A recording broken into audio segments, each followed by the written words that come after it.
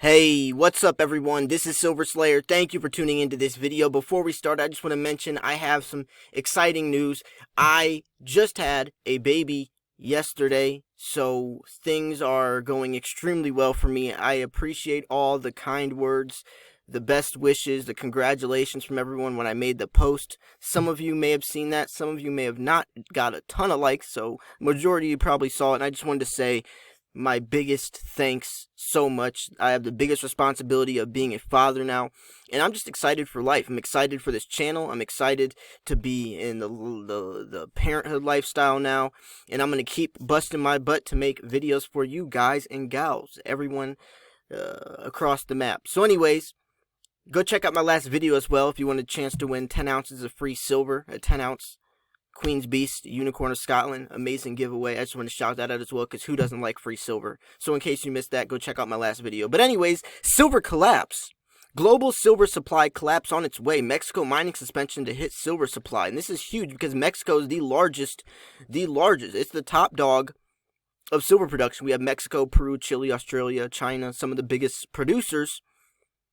And COVID-19 is shutting these places down. Well, we see a growing demand, a huge demand for silver growing, but the supply is diminishing. It's vanishing. So what's going to happen? So, due to Mexico's Ministry of Health issuing an executive order for the immediate suspension of non-essential activities until April 30th, the mining industry in the country has now come to an abrupt halt. The mining industry was hoping for an exemption from the executive order, but was not granted one. So companies are suspending production, putting their mines on care and maintenance. So what's going to happen? See, with Mexico shutting down its mines, including the continued closure of Peru's mining industry announced on March 15th, nearly 40% of the silver production is offline. 40%. Peru's government stated that the national quarantine would last 15 days. However, we've passed that point, and there's no announcement of a return back to work. So here are the top 10 silver-producing countries in the world in 2018. Mexico, by a ton, 197. And this is millions of ounces, by the way. Peru, 145 million ounces. China, Russia, Chile, Poland, Bolivia, Australia, USA, Argentina. But we see the biggest ones like China and Mexico being shut down. Not only that, the Royal Canadian Mint shut down for a couple weeks. U.S. Mint sold out of American Eagles.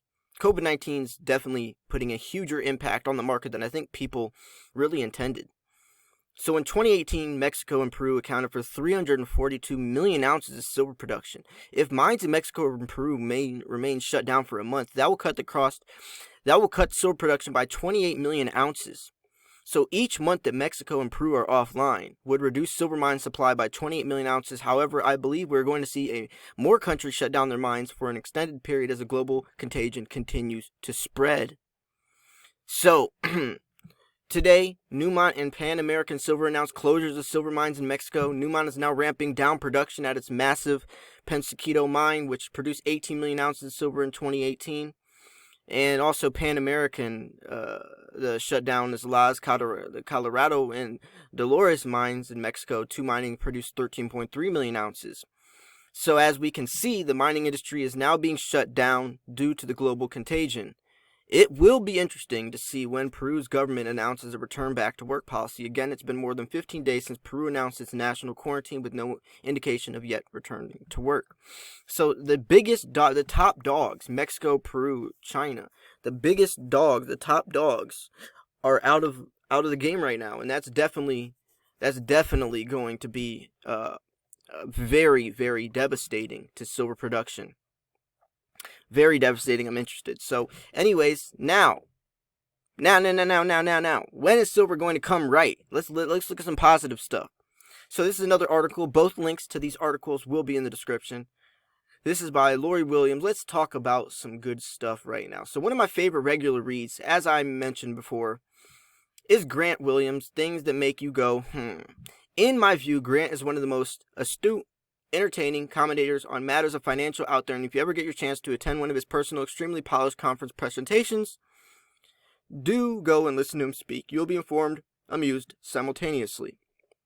With his latest TTMYGH newsletter largely revolves around gold, about which he's hugely positive as currency without equal in these unprecedented times. He adds a short rider on silver, which he apologizes as not given sufficient coverage in the past. He notes that silver price has been somewhat depressed via gold of late, perhaps because of its major usage in industrial metal, which we've seen its price depressed along with equities over the past month or so.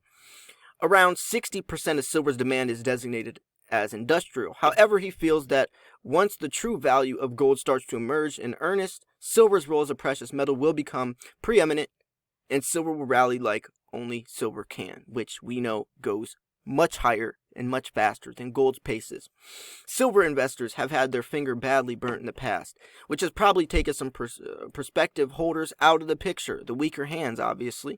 Although silver's diehards will remain in there come hell or high water, and the unerring and belief that gold-silver ratio will return to what they consider to be long-term historic average around 16 from its current historically unheard of levels around 113 time of writing. That I think is completely out of the question, but if gold performs as anticipated, we could have at least see silver start to make its mark, with the GSR perhaps coming back to 20 or 30 points or more. The lower the GSR, the gold to silver ratio, the better, and that means that silver is going to be outperforming gold, obviously. When might this happen, though? That's what everyone's asking. Perhaps silver could start to make a move in the next couple of months, and everyone that I've been reading has been in the 3 to 6 month range, the time frame between then. Physical metal is anecdotally harder to source currently, so we can probably expect to see the GSR start to come back down sooner rather than later. Although it shows little signs at the moment, the futures markets which are setting the price are very much under the big control of the big money players who make differing agendas to general investors. Who was it ever thus? So, this should be some encouragement to the current prospective silver investor. At the current level of over $14 an ounce, the price is certainly low enough to consider a gamble as long as one can get a hold of the metal without paying an exorbitant premium. And that's the thing, these online dealers are having huge premiums, so make sure you're not falling victim to that. Try to find silver for cheap. Go to, Jam Bullion has a 10 ounces silver at spot price, 1 per household if you haven't taken advantage of that. Should gold take off reasonably as expected and GSR come down to, say, 85, we could be looking at silver price around $20 an ounce by perhaps the end of the summer. That would provide a substantial gain of around 40% or more from where silver price is at the moment. But this is likely to depend on the coronavirus fears beginning to diminish at the same time scale. If this does happen, then we could stimulate something of a run, and silver could see even bigger gains by the end of the year. But there is a caveat. Banks and traders are holding big short positions in silver and would be facing massive losses should silver market progress in this manner as noted. The futures market, which tends to set the price, is a very small monetary terms in comparison with equities and even gold. See, the silver market definitely is a lot smaller than gold and equities, and it's more prone to manipulation by the big money, who may have the financial interest of unwinding short positions at lower prices. They're trying to get it for even cheaper. Much depends on whether the weight of the investor demand can outweigh that of the otherwise focused financial sector. If enough people demand physical silver, this could happen. In such time progress, silver price remains balanced. Gold is perhaps less vulnerable as the market size is much greater. See, it's less vulnerable to market manipulation because there's more money at play, there's more, transactions, there's much more volatility. Well, actually, silver's more volatile, but there's more volume, I meant to say. Although there are big short positions needing to be unwound in the gold market too, but a positive run on gold investment could well see silver dragged along and to overwhelm those who would try to keep the price down. So, in all probability, the fate of the silver market is very much intertwined with that of gold. If gold takes off, as many expect, silver will do so and pass the guide or rise faster in percentage terms because silver is more volatile. It hits higher highs and lower lows. It's been described as gold on steroids, although recent performance has been far from positive via gold. So what's the expectation? We do anticipate silver coming good by later in the year, but exactly what remains uncertain. So much will depend on gold's likely performance, which in return may well depend on the depth and likely length of the forthcoming recession or depression. While the inevitable GDP downturn and its effects on the American and European populations may be mitigated by government and central bank largesse in the US and Europe, the effective reemergence of quantitative easing, also standing for QE, by whatever name it is called now, will be very positive for the dollar gold price, and thus it should for silver too. However, the aftermath is almost certain to lead to quite severe inflation, rearing its head against. Thus, any rise in precious metal prices is likely to be more indicative of the declining purchasing power of fiat currencies. In other words, more of a wealth protector than a true wealth builder. Silver more of a protection against your wealth, hedge against inflation, as they call it. So anyways, I thought these two articles were definitely very important to go over. I just wanted to share the importance, the urgence of this collapse of silver and what's going to be happening to prices. This could definitely be overweighing the people that are trying to manipulate it, and I definitely think it will. So anyways, a lot of potential for silver. I'm curious what you guys and gals think about this stuff. Where do you think prices are going to be headed? Do you think it's going to be, silver's going to rise, but it's going to take about 3 to 6 months for things to really pick up, to catch other people's eyes, the outside eyes, as we call them, the new money that could be coming in, the potential, the new stackers. So what's going to happen? Where do you think this is going to go? Do you think the gold to silver ratio is a good indicator on that, as it's extremely overpopulated or overvalued right now? Silver undervalued. The gold to silver ratio is extremely overvalued.